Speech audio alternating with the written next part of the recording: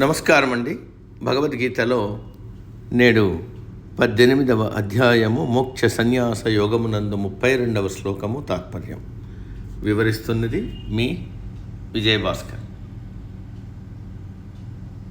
అధర్మం ధర్మమితి యా మన్యతే తమసావృతా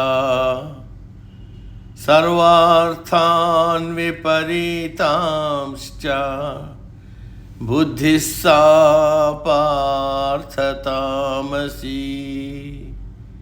తాత్పర్యం: ఓ అర్జున, మానవునిలో ఉన్న బుద్ధి విచక్షణ జ్ఞానము అజ్ఞానంతో అవివేకంతో కప్పబడి ఉంటుంది. దానిని తామస బుద్ధి అని అంటారు. అటువంటి తామస బుద్ధికి అధర్మం ధర్మంగా కనపడుతుంది. ప్రపంచంలో కనపడే అన్ని విషయాలు విపరీతంగా కనిపిస్తాయి. తామసుల బుద్ధి విపరీతంగా ఉంటుంది. వారు అన్నిటికీ వ్యతిరేకంగా ప్రవర్తిస్తారు. అధర్మాన్ని ధర్మం అంటారు, చెడుని మంచి అంటారు. సమిధలతో సుగంధ ద్రవ్యాలతో హోమం చేయాలంటే అలా కాదు, కారు పుట్టించే మిరపకాయలతో ఎందుకు హోమం చేయకూడదు అని అంటారు. వారన్నింటికీ వ్యతిరేకంగా విరుద్ధంగా అర్థం చేసుకుంటారు. నిటారుగా కూర్చుని కుండలిని శక్తిని పైకి తీసుకెళ్లాల్సింది బదులు తలకిందులుగా తపస్సు చేస్తారు.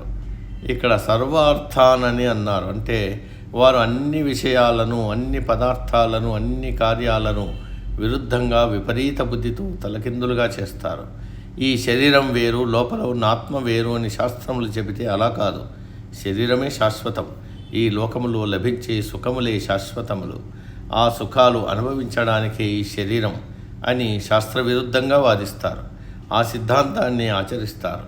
దుఃఖములు కలిగించే విషయవాంఛలు వారికి అత్యంత సుఖమును కలిగిస్తాయి. అందరూ పూజించే దేవతలను, దైవాలను వారు ద్వేషిస్తారు. క్షుద్ర దేవతలను పూజిస్తారు. మోక్షమునకు అవరోధములైన స్త్రీలోలత్వము, మదిరాపానము వారికి అత్యంత ప్రీతికరము. ఇటువంటి వారు బాగా చదువుకున్నవారు, శారీరక బలం కలిగిన వారు, ధనవంతులు, పండితులై ఉంటారు. కానీ వారి బుద్ధి మాత్రం తామసిక బుద్ధి. ఈ తామసికుల బుద్ధిని అవివేకం ఆవరించి ఉంటుంది.